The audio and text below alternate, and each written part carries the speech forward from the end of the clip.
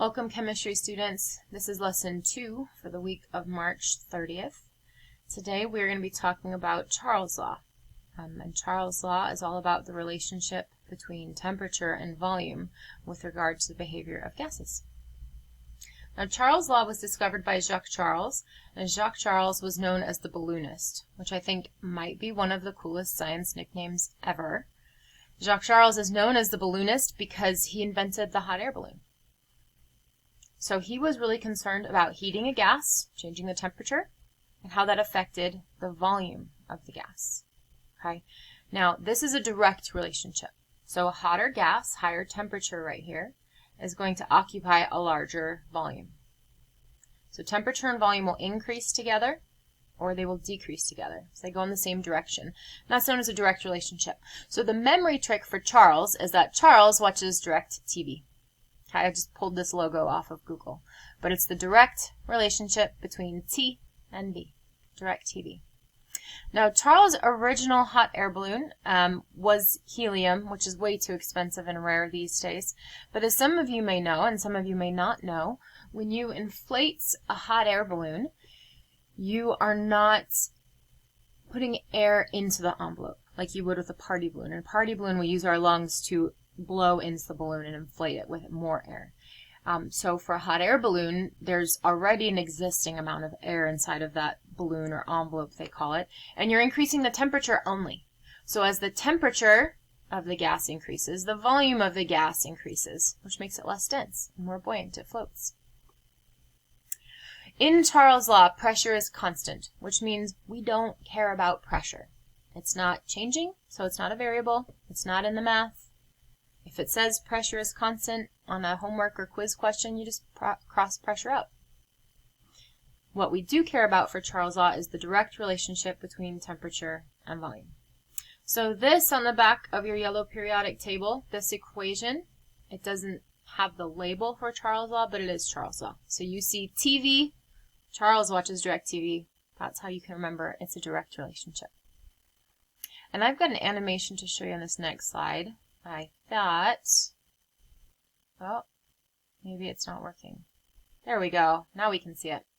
Okay, so here you see pressure is constant. Pressure is set at 1.5. It's in a lab or something, and they're not changing the pressure.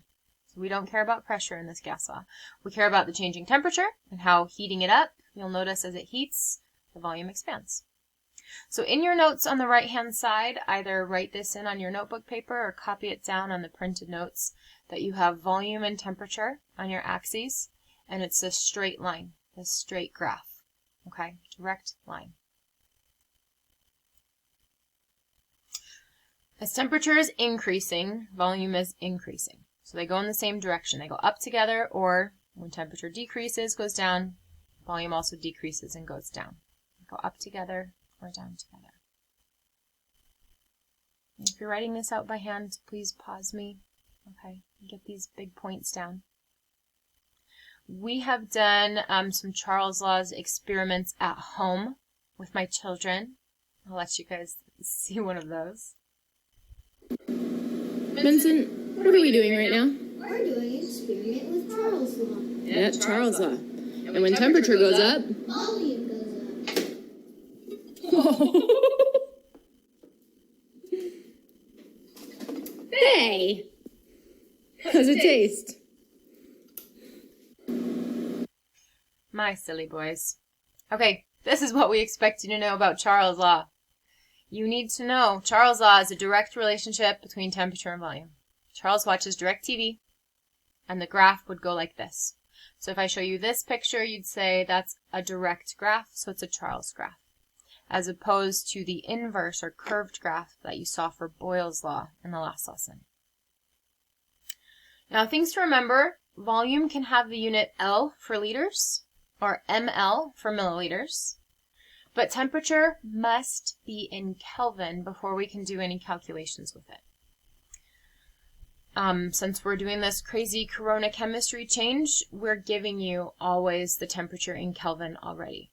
So in years past, we would sometimes give you a temperature in Celsius, and you would have to remember to change it to Kelvin before you did the calculations, and that was a struggle for students.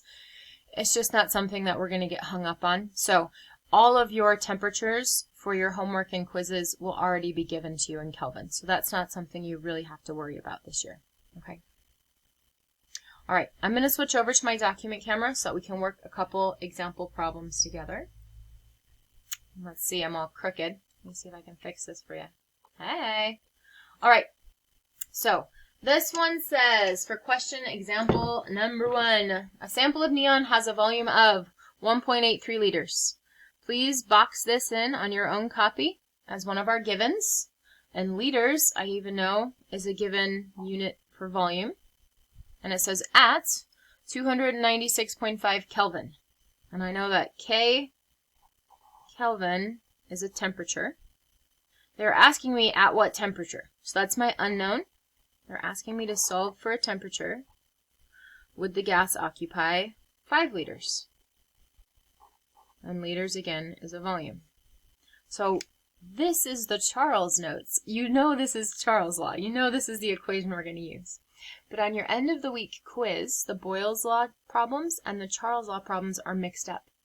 So the way you are going to know which equation to use for each problem is by doing this, boxing in your givens, figuring out you have 2 volumes and 2 temperatures, and then using your periodic table to find the equation with 2 temperatures and 2 volumes.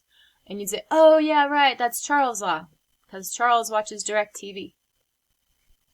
All right, so now I have labeled my givens and my unknowns. I've picked my equation. The only thing left to do is figure out which ones are the first initial temperature and volume and the second temperature and volume. So a sample of neon has a volume of this at that temperature.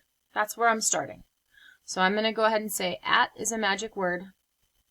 So that means if I decide to make that one volume 1, this one has to be temperature 1. At what temperature would it? So now it's this changed hypothetical. So that's my second temperature. Would it have a new changed volume? Like that. Okay. So I have boxed in my givens. I have circled my unknowns. I have chosen my equation. Now I'm going to substitute in those places for the equation. Which is why I took the time to write out the equation on the side here. So you can see on top for volume 1, I'm going to plug in 1.83. On bottom for temperature 1, I'm going to plug in 296.5. And that's going to be equal to volume 2, which I said was 5.00 liters, over temperature 2, which I don't know what it is. So I'm going to plug in X right there. Now this kind of algebra, some of you are better at than others. So I'm going to give you 2 different ways of doing this. But we do cross multiply and solve when you have fractions like this. Every year someone's like, oh, it's the butterfly method. I don't know. I didn't learn that, but a lot of my students seem to call it the butterfly method. So I'm going to just show you, and I've worked it out like this. I'm going to show you how you would solve this using just straight out cross multiply and divide. So for cross multiplying, you're going to take this number times that number equals this number times that number. And when I do that, I get 1.83 times x equals 5 times 296.5. Once we get to that point, you need to combine like terms. So on this side of the equation, there aren't like terms. I have a number times a variable. On this side, I have 2 numbers, so I can combine like terms by doing what it says, multiplying.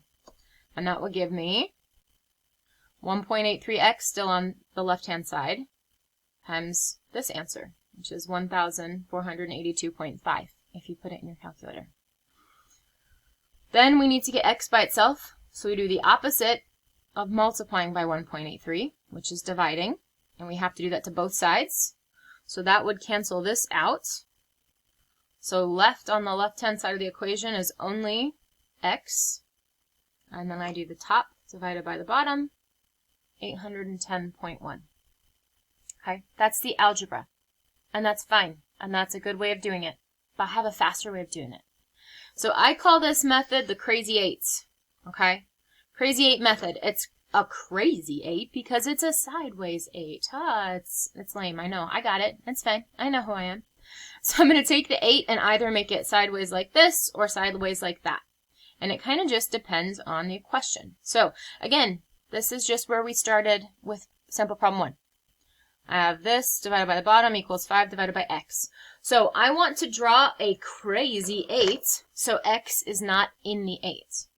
So in this case, I want to draw the 8 this way. So I'm going to say my crazy 8 looks like this. That's a crazy sideways 8. So what this means is those two numbers multiplied, divided by, equals. And then I just had my answer. Okay, because I would say the numbers inside of the 8, if that makes sense, clear.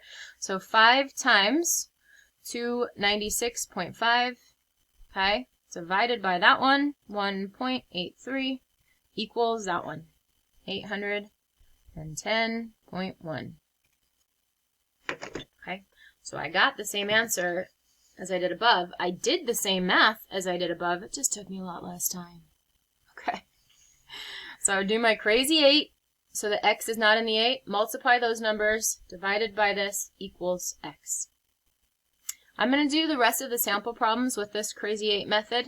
If you feel really strongly and good about your cross multiply and solve skills, then you can ignore my work and do it your own way. I just think this is faster. So this times this, divided by, equals. X was 810.1. Now please be very careful as you enter your homework on the homework quiz that you are rounding to the right spots, okay? On the question, it will say like rounded to the 10th place or the 100th place. So if you're not following those directions or if you're including units in your answers, it's going to be marking you wrong. So be careful and make sure you're paying attention to that. All right, question 2. I'm going to go ahead and find any number and unit and just box them in before I even read my problems. Okay, so I found 3 numbers with units. And what is it asking me? It's asking me what would be the volume. Okay, and now I can go back and read it. At 250 milliliters, which is a volume, a sample of neon is collected at 317 Kelvin, which is a temperature. What would be the volume of the neon at this new temperature? Okay, so I've got this first volume at that first temperature. What would be, hypothetically, my changed volume at my changed temperature? So I've done my given, my unknown. That helps me see that I need this equation, right? Let me pull this over. The equation that has 2 volumes and 2 temperatures. Now we're going to substitute and solve. So I'm going to plug in for first volume, 250 on top, over my first temperature of 317, equals my second volume. I don't know what that is, so I'm going to plug in x for that, over my second temperature, which is 297. So cross multiply and divide. I'm going to do crazy 8. And I'm going to do my crazy 8 in this direction, so x is not in the 8.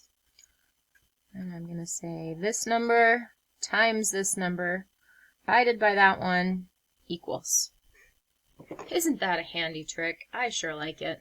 Okay, 250 times 297 divided by 317 equals x. So I want to pay attention on the homework quiz. If it tells me to round to the hundredths, I would say 0.23 to the hundredths place.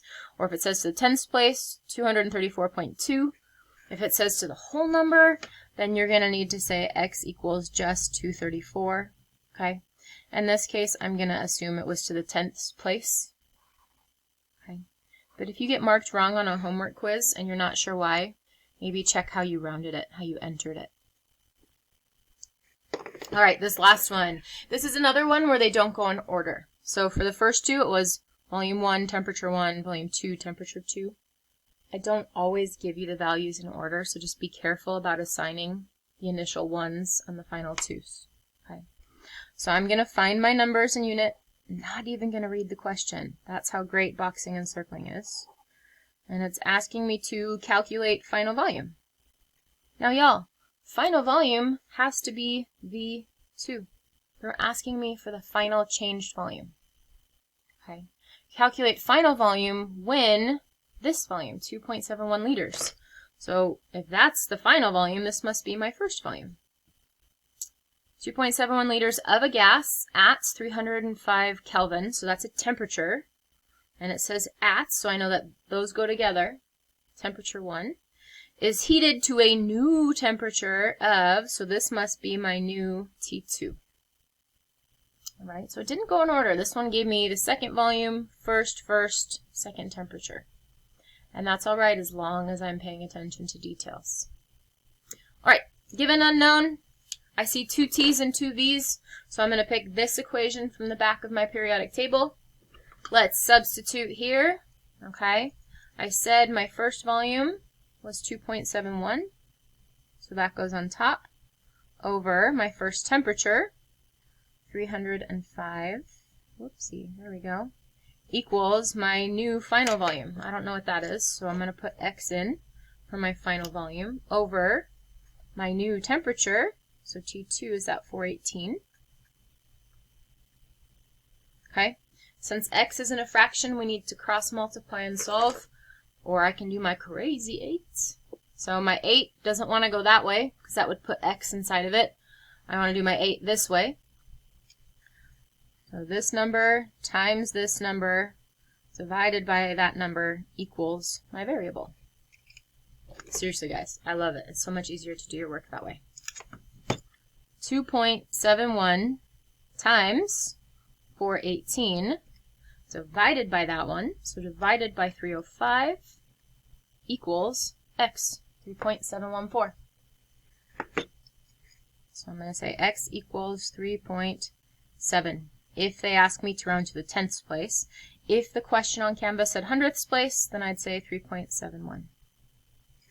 If you hated that crazy 8 and you want to see the problems all worked out again like this, Miss O'Brien made the homework tutorial for this assignment, and I don't think she does crazy 8. So you'll have the opportunity to learn it from us both ways. Thanks so much. Please email your teachers if you're having a problem with the homework quizzes. I've gotten lots of students send me an email and I can pull up their quiz on Canvas real fast and check their problems. You are not bothering us by checking in. Okay, we miss you. So email us if you need any help. Thanks, y'all.